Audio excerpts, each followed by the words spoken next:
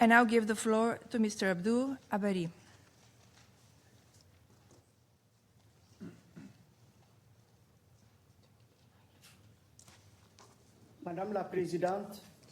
Madam President, ladies and gentlemen, distinguished members of the Council,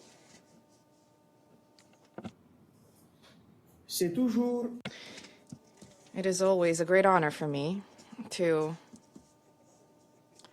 present to you the Secretary General's report on the situation in Central Africa and the activities of the United Nations Regional Office for Central Africa. I wish, through you, to congratulate Slovenia on the presidency of the Security Council this month, and I wish you every success in the conduct of the work of the Security Council. Over the past 6 months, Central Africa has achieved significant progress, even though the region does continue to face challenges. The situation in the region remains stable overall, yet the electoral processes continue to generate risks, as do the war in Sudan and the insecurity in the Lake Chad basin, which has generated significant population movements and has been threatening the stability of the states in the region. Central Africa needs the consistent attention of the Security Council. President, ladies and gentlemen, distinguished members of the Council, at the end of this year, there will no longer be a political transition underway in Central Africa. Indeed, after Chad, Gabon will emerge from the transition process at the end of this month. Chad has just launched an ambitious national development program. I wish to encourage all member states to support this initiative. This initiative, which is geared towards extricating 2.5 million Chadian people from poverty by 2030.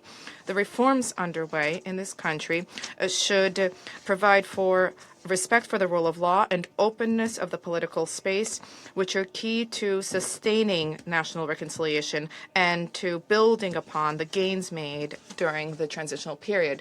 Turning to Gabon, we welcome the fact that the electoral timeline has been respected and elections have been held in a peaceful climate. Nevertheless, it is important for the country to maintain a policy of dialogue and of inclusion in order to ensure that the new chapter, which has been ushered in, to be prosperous, so to be written in golden letters, so to speak, for all of the people of Gabon.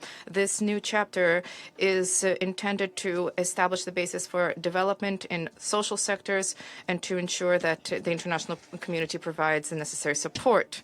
President, ladies and gentlemen, distinguished members of the Council, as we have, you too have been following the conduct of the presidential election on 12th of October 2025 in Cameroon. This election was held in a climate of calm. Post-electoral tensions, however, including the detention of Mr. Ekane, a key opposition figure, these have been a source of great concern. The Secretary General himself voiced his significant concern in light of the uptick in post-electoral violence and the means being used to address this. He called upon Cameroonian authorities to respect procedure in order to ensure that arrested persons have their right to a fair trial upheld. Turning towards the future and a progressive return towards calm, we are confident that the Cameroonian authorities will adopt the necessary measures to facilitate calm and to enhance national cohesion and peaceful cohabitation. The office and myself stand ready to continue our good offices in order to help Cameroonian stakeholders to attain this noble goal. Ladies and gentlemen, distinguished members, in the Lake Chad basin, Boko Haram affiliate groups continue to demonstrate their ability to adapt themselves to the operations undertaken by the defense and security forces of the 4 affected countries. Millions of people remain displaced, and they continue to be subject to extreme vulnerability. This human distress, unfortunately, is reflected in the plight of women and children in particular, as we've seen during our visits on the ground. The Lake Chad Basin Commission and the Multinational Joint Force are carrying out tremendous work. We need to help them to surmount the obstacles obstructing efforts, including concerns about national sovereignty, intelligence sharing, a lack of integrated police capabilities, and mobilization of financing. During the extraordinary summit of heads of state of the Economic Community of Central African States, which was held on the 1st of December last. During this summit, I launched an appeal to convene a summit of the Lake Chad Basin Commission to revitalize the joint multinational force. This is an opportunity for me to solicit your support to facilitate the restoration of trust and the mobilization of technical and financial resources for the joint multinational force, which is a true cornerstone for African peace and security architecture. Madam President, ladies and gentlemen, distinguished members of the Council, the security and humanitarian crisis in Sudan, unfortunately, is ongoing. Between the outbreak of conflict in 2023 and early November 2025, more than 1.2 million refugees, asylum seekers, and returnees returned to Chad. Since the fall of El Fasher, 12,930 new refugees have been added to that number. They are being hosted with remarkable hospitality and generosity. And yet, overpopulation in the camps in the east of the country is increasing pressure on natural resources and basic services. And this is increasing risks of malnutrition and epidemics. Food security is very alarming, with more than 7 million people needing humanitarian assistance. And this is taking place at a time where the humanitarian plan for 2025 is only financed to the tune of 26.4%, as compared to 41% last year during the same period. In this regard, I propose that member states of ECOWAS that together there be a reassessment with the governments of Chad and the CAR, consideration of the consequences of the crisis in Sudan on sub-regional security in order to consider and to adopt appropriate responses for a preventive posture. For this reason, I wish to request that the Security Council continue its efforts to facilitate a resolution to the conflict in Sudan, which has repercussions beyond Sudan, affecting peace and stability in Chad, CAR, and the region overall. The Central African Republic is preparing to hold on 28 December a four-pronged historical election, bringing together legislative, regional, municipal, and presidential elections. This is an opportunity to applaud the remarkable recovery of the country, which is now establishing a foundation for peace building with stakeholders domestically, and has undertaken efforts to provide for border security, specifically with Chad and Cameroon. Financing for the 2024 to 2028 National Development Plan by the partners of the country to the tune of $9 billion is a further testament to this recovery. I also welcome the positive role played by His Excellency Mr. Faustin Archange Touadéra, President of the Central African Republic, in his capacity as facilitator of ECOWAS for the transition in Gabon. In 2026, the Republic of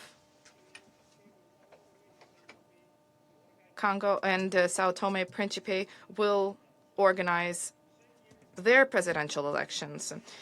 Turning to Congo, which I will visit soon, I wish to stress just how necessary it is for the forthcoming elections to be held in a period amid calm conditions in order to establish a democratic entrenchment of the country and to continue its commitment for the young population, as well as to ensure the protection and preservation of the Congo Basin forests. I also welcome the progress recently achieved through the disarmament, demobilization, and reintegration progress in the pool department. This process is vital for consolidating lasting peace in that country. In Sao Tome and Principe, as the country is preparing to enter into an electoral year, justice sector and security sector reform is progressing thanks to support from the Peace Building Fund. These efforts are geared towards promoting inclusive participation of citizens, reforming the judiciary and establishing an institution responsible for human rights. In this regard, the draft law for the establishment of a National Human Rights Commission is expected to be adopted following the conduct of elections.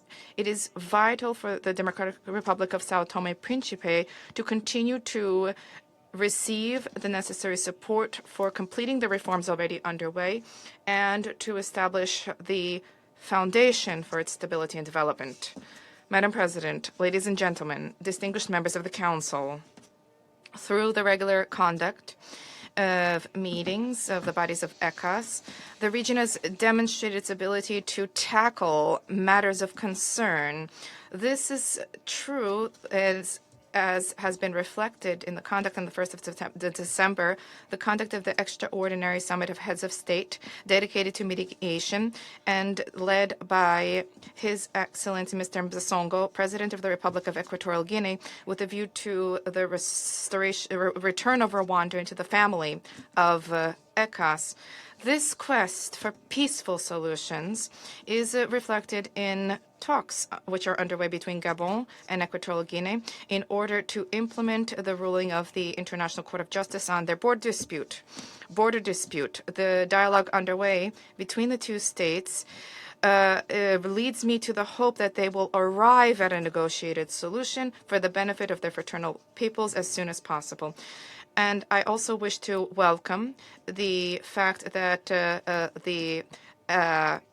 His Excellency Mr. Ngira of Burundi has taken the helm of the ECOWAS Commission. President Ngira has demonstrated a remarkable dynamism and commitment.